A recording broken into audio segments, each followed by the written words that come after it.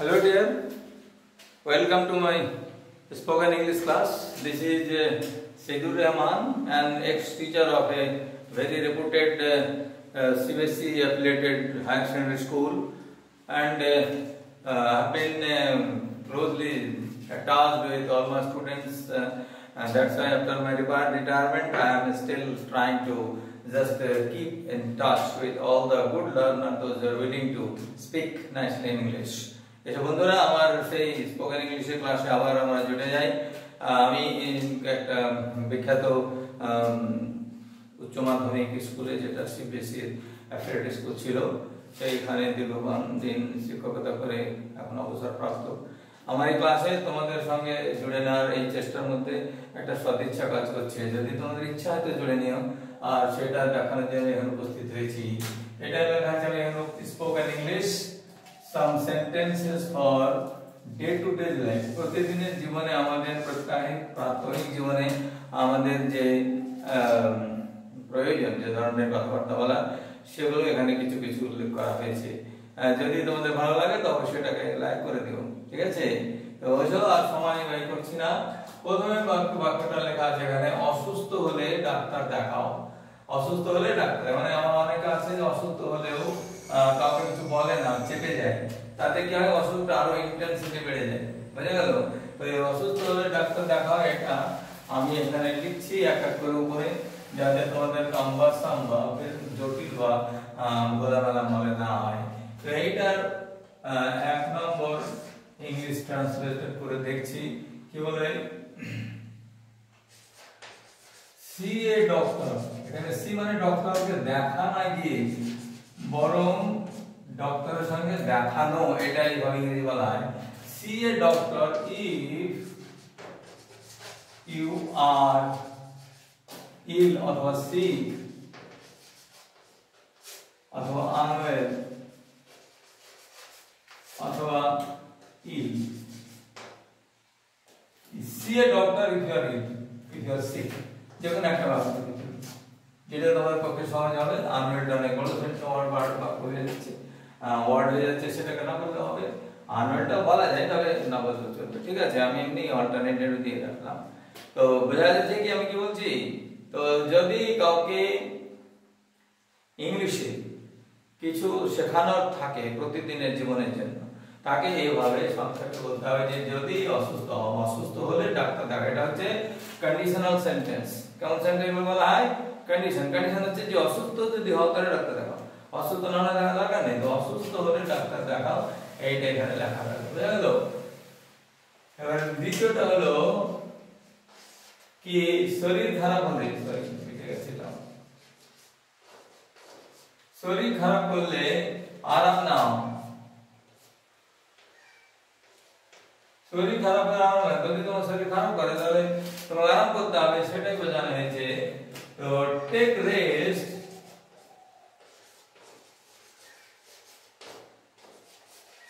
if you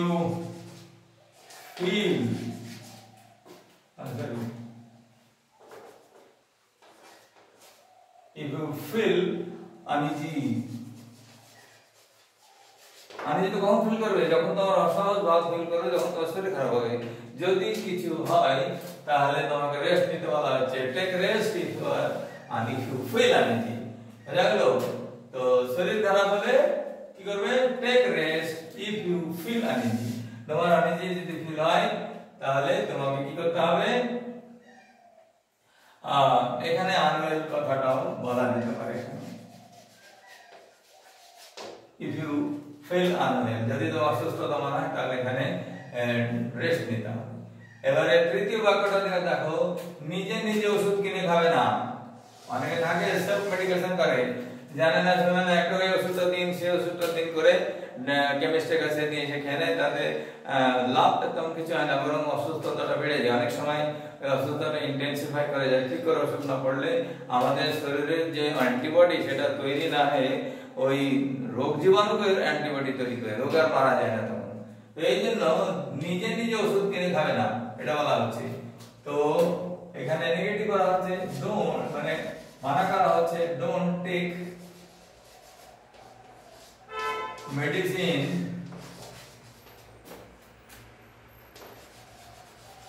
by don't intake medicine by taking yourself. Intake করে নাও। Don't intake medicine by purchasing yourself, by buying yourself.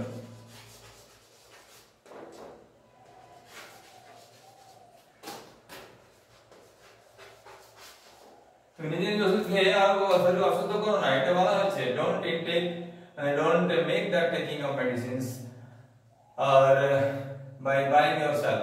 অত intact বললাম তো take বললাম, don't take medicines সহজ করে নিলাম, আরো বেশি জটিল করার কোনো দরকার নেই। don't take medicines রিড করা না, এটা টেকিং করা হবে, একটা মেডিসিন একটা পপ করে দেওয়া হবে, মুখের মধ্যে দিয়ে ওষুধটা খাওয়া হবে। তো don't take medicines by buying yourself, নিজে নিজে কিনে খাবে না, এটা হলো নিজে নিজে ওষুধ কিনে খেও না, এটা কাউকে সাজেশন দেওয়া হলো, অ্যাডভাইস দেওয়া হলো। ডাক্তারের পরামর্শ নাও বলা হচ্ছে, ডাক্তারের পরামর্শ নাও। তো ডাক্তারের পরামর্শের জন্য বলা হচ্ছে কি, ওকে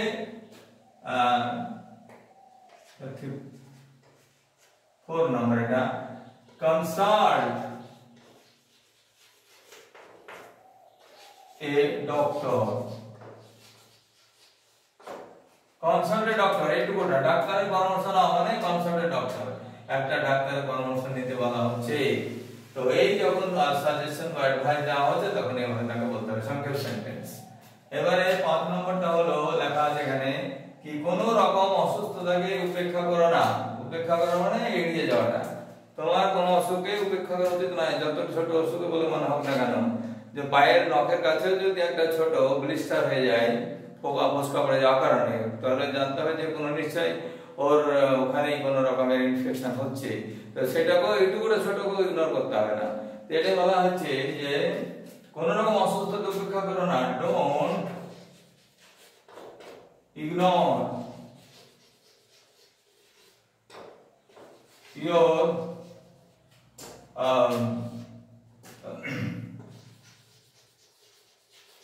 small illness, ছোট ছোট ইলনেসটাকেও উপেক্ষা করো না, ইগনোর করতে যেও না, তাতে কি হবে অসুখটা আরো বেড়ে যেতে পারে এবং আরো ইন্টেন্সিফাই হতে পারে। তো তোমার স্মল ইলনেসের মাইনর ইলনেস, স্মল এখানে মাইনর বলা যাবে, মাইনর মেজর নয়, এইটাকে মাইনর বলা যেতে পারে, স্মল অথবা মাইনর, ঠিক আছে, এইটাকে ইউজ করা যেতে পারে। তো এরকম ভাবে এটা ভাবতে হবে। এবারে 6 নম্বরটা হচ্ছে বলা হয় যে তোমার মা বাবাকে নিজের অসুস্থতার কথা বলো। তো তোমার মা বাবাকে কারে বলতে হবে, তোমার মা বাবাকে নিজের অসুস্থতার কথা বলো। তো টেল ইউর পেরেন্টস, অসুস্থতা বলে আগে লিখতে হবে টেল ইউর পেরেন্টস। প্যারেন্ট, একটা প্যারেন্ট শুধু প্যারেন্ট হলে বাবা অথবা একজনকে বোঝায়, যেমন প্যারেন্ট বলতে বাবা মা দুজনকে বোঝায়, এখানে প্যারেন্টস হচ্ছে দুজনেই, বাবা মা দুজনকে বলা হয়েছে। Tell your parents about your illness.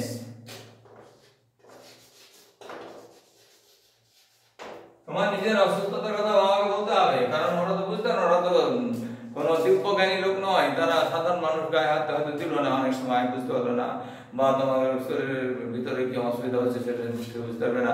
তো তাদেরকে শেয়ার করতে হবে যে শরীরের কোন অঙ্গে কি ধরনের সমস্যা হচ্ছে, এটা বাবা মাকে অসুস্থতার কথা বলো, এইটা ওকে অ্যাডভাইস করা হচ্ছে। বোঝা গেল? এইভাবে ছোট ছোট বাক্যগুলোকে মনে রাখতে হবে এবং মনে রেখে সেটা প্রয়োগ করতে হবে। শুধু ব্ল্যাকবোর্ডে লিখছি বলে এখানে লিখে নিলে বা দেখে নিলে হবে না, you have to absorb these things। বলা হয় যে তুমি একটা খাবার খেলে সেটা যদি আত্তীকরণ না, অ্যাসিমিলেশন না, if you are not capable to assimilate or do the assimilation of your food nutrients, your body will not survive।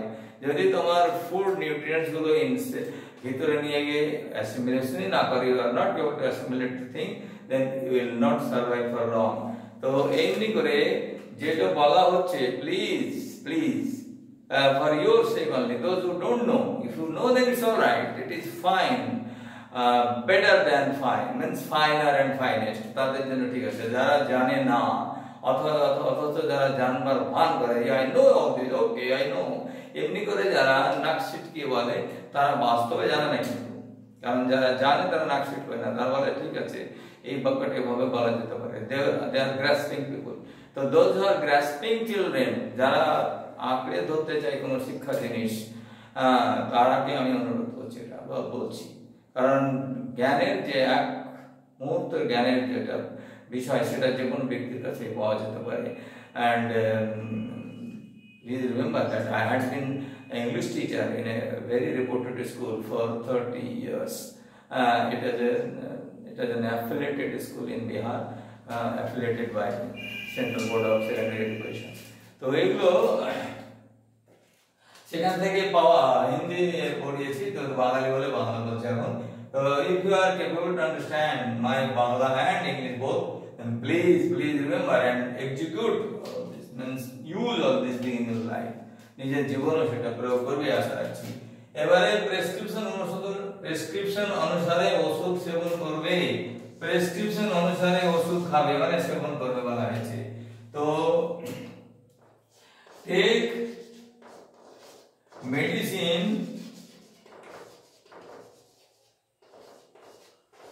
according to অনুসারে, according to the doctor's advice অথবা ডক্টরস প্রেসক্রিপশন। নিজে আমার প্রেসক্রিপশন করতে যেও না, যে যাই দেখা হবে না এটা হয়ে যাবে, এই ডাক্তার না দিয়ে ওইটাই নিয়ে নেবো, সেটা নয়। ডাক্তার যেটা বলেছে, বিশেষ করে যারা ডক্টর অফ মেডিসিন হয়, ওষুধ নিয়ে যারা পড়াশোনা করে, ওষুধের প্রয়োগ নিয়ে পড়াশোনা করে, তাদের যে কোনো ওষুধের যে এফিকেসি হচ্ছে, যার প্রয়োগ ধর্মিতা বা তাদের প্রয়োগের যে গুরুত্ব সেটা তারা বেশি বোঝে, মানে যারা পড়াশোনা করে পাস করেছে এবং ভালো ডাক্তার হয়েছে তাদের জন্য বলছি। তো সেই সব ডাক্তার যদি স্পেশালিস্ট ডাক্তারের কাছে যাও এবং তারা যদি একটা ভেবেচিন্তে ওষুধ দেয়, তো নিশ্চিতভাবে সেটা কাজে লাগবে বলে আমি দেখেছি। তো take medicines according to the doctor's advice, ডক্টরের অ্যাডভাইস অনুসারে, ডক্টরের প্রেসক্রিপশন অথবা অ্যাডভাইস বললেই হবে। তো প্রেসক্রিপশন লিখেছি বলে প্রেসক্রিপশন, ডক্টর প্রেসক্রিপশন হলে পরামর্শ লিখতে পারতাম। তো প্রেসক্রিপশন অনুসারে ওষুধ সেবন করবে, এখানে সেবন করা মানে নেওয়া, এটাই হলো ওষুধ ইংরেজি। এবারে 8 নম্বরটা হলো কোনো গোপন অসুখের কথা চেপে রাখবে না। কোন অসুখের কথা যদি হলো গোপনীয় অসুখ, যেটা বাবা মা বলতে লজ্জা হচ্ছে বা অসুবিধা হচ্ছে, সেটা ডাক্তারের কাছে গিয়ে, কারণ ডাক্তার তো বাবা মা নয়, বড় মানুষের হলেও সে একজন রোগের চিকিৎসক, তাকে ক্লিয়ারলি সবকিছু গোপন কথা বলে দিতে হবে যদি suffer from any set of কি ডিজিজ, গোপনীয় অসুখ। তো সেই রকম ধরনের কোন গোপন অসুখের কথা চেপে রাখবে না। Don't hide any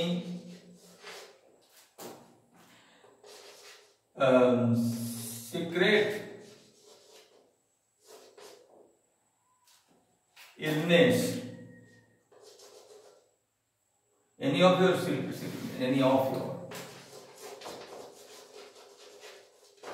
secret illness or what disease.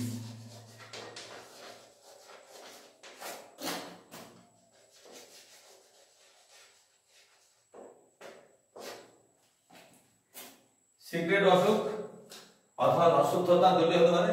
Don't hide, কি করবে না, চেপে রাখবে না, লুকোবে না। Don't hide any of your secret disease or illness, তোমার কোনো ধরনের গোপন অসুখ যদি থাকতে পারে, মানুষের বিভিন্ন ধরনের গোপন অসুখ হয়ে যায়, তো সেইগুলো নিয়ে রাগঢাক করে লাভ নেই। If you are suffering from any sort of secret problems of your physical health, then expose it before the doctor at least, don't hesitate, ওটাকে হেজিটেট করো না।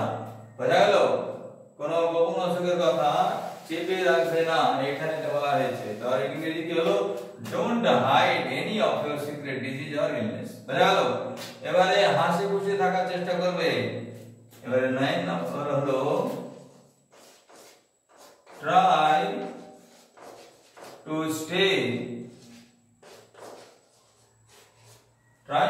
স্টে কিরকম থাকবে? হাসি খুশি, জয়ফুল, জয়ফুলি লিখতে হবে অথবা জোভিয়াল লিখতে হবে, মানে হাসি মজাক করে থাকবে, জোভিয়াল ম্যানার। জোভিয়াল যদি লিখতে হয় তখন এখানে কি লিখতে হবে, ইন জোভিয়াল ম্যানার।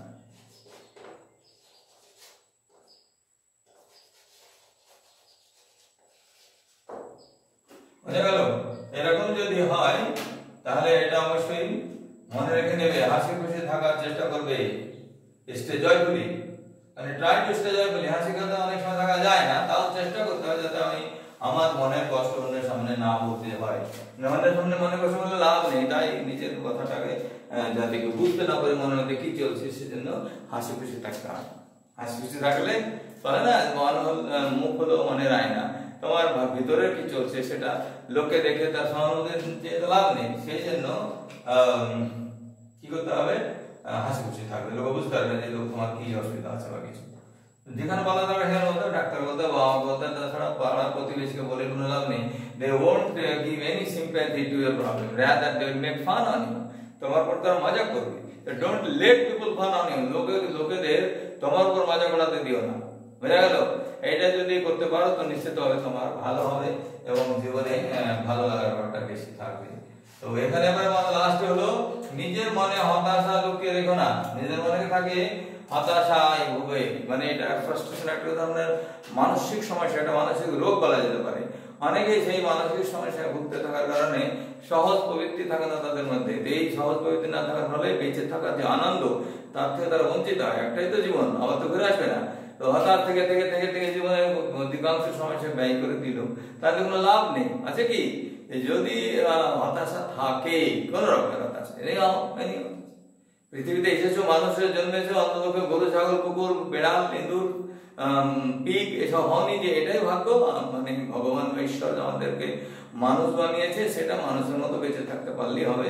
খুব বেশি হতাশায় ভুগে লাভ নেই, অথবা অসুবিক চরিত্র ব্যবহার করে লাভ নেই। কিন্তু হতাশা না হয়ে আছে তাই আমি পশুর মতো পশুবৃত্তি অবলম্বন করলাম, যা মনে চাইল তো করে নিলাম, সেটা তো মহা পাপ শুধু হবে না, মহা সমস্যা হবে, বড্ড অঘটন হবে জীবনে। সাধারণ মানুষের মতো বেঁচে থাকা সেখানে যাবে না। তো বি কনসার্ন, ওই জন্য সাবধান থাকবে, কিন্তু কি করবে, মনের মধ্যে হতাশা লুকিয়ে রেখো না। তো কি হবে এটা লাস্টে যদি বলি, এইটা 10 নম্বর সেন্টেন্স। আমি অনেকগুলো সেন্টেন্স ছোট ছোট করে অনেক বড় বড় করে বিভিন্ন রকম করে দিতে পারবো, অনেক সময় লাগে, 30 মিনিটে ক্লাস নিতে পারবো, তো সেটা তো ধৈর্য হারিয়ে ফেলবে সবাই।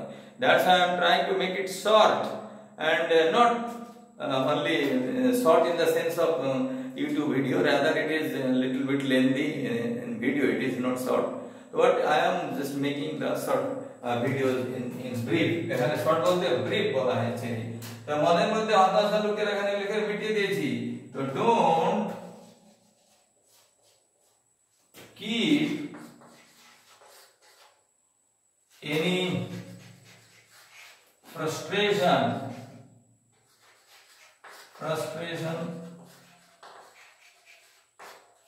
अथवा don't hide any frustration, लिखने হবে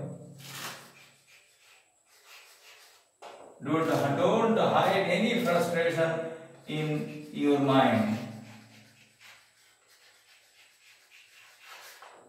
মনের মধ্যে কোনো হতাশা লুকিয়ে রাখবে না, ডোন্ট হাইড, লুকিয়ে রাখবে না, কি রাখবে না, এনি ফ্রাস্ট্রেশন, কোনো ধরনের কি হতাশা, ফ্রাস্ট্রেশন, পি এ, এটা বানানটা দেখে না বুঝতে না পারে, F R U S T R A T I O N, frustration মানে হতাশা। আমি বানানটা সবাই জানবে না বলে বলছি না, এটা আমার লেখাটা বোঝা যাচ্ছে না বলে এখানে আমি আবার নতুন করে লিখছি না, এখানে ফ্রাস্ট্রেশন রাখা আছে, frustration, F R U S T R A T I O N, frustration in your mind, তোমার মনের মধ্যে কোনো হতাশা বা নিরাশা লুকিয়ে রাখবে না। হতাশা হচ্ছে the feeling of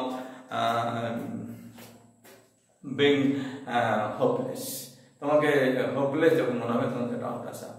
আর যখন কোনো আশায় থাকবে না, feeling of being helpless, নিরাশ হয়ে যাবে। তো আমি এখানে হতাশার কথা বলেছি, নিরাশার কথা বলিনি। তো আমরা আশা করবো যে এইগুলো এইভাবে ছোট ছোট জিনিস শিখতে শিখতেই একদিন বড় জ্ঞানের ভান্ডার সঞ্চয় হবে। যেমন এক বিন্দু বিন্দু করে জল জমে যেমন সাগর বা মহাসাগর তৈরি হয়, তা আমাদের জ্ঞানের সীমা যদি বৃদ্ধি হয় তাহলে নিশ্চিতভাবে নিজেদেরকে জ্ঞানবান বলে গর্ব করবো না, তবে আত্মবিশ্বাসটা বাড়াবো। যদি আমার কথাগুলো ভালো লাগে বা আমার এই স্পোকেন ইংলিশগুলো তোমাদের মনোগ্রাহী হয়, তাহলে অবশ্যই আবার আমাকে বুঝে আজকে মানে আঙুল দেওয়ার বলা অভ্যাস বাচ্চাদের সামনে। যদি ভালো লাগে ভাই তাহলে বা বোন যারা আছো তারা এটাকে লাইক করে দিও, শেয়ার করে দিও, এবং বেল আইকনটা মনে দেখো তো, বেল আইকনটা ওখানে একবার টাচ করে দিলেই হবে, এটাতে পয়সা লাগে না। Touch the bell icon, then it automatically will be connected and I will be integrated with you. ঠিক আছে, ভালো থাকো সবাই। আবার একবার সবাইকে ধন্যবাদ জানিয়ে শেষ করলাম।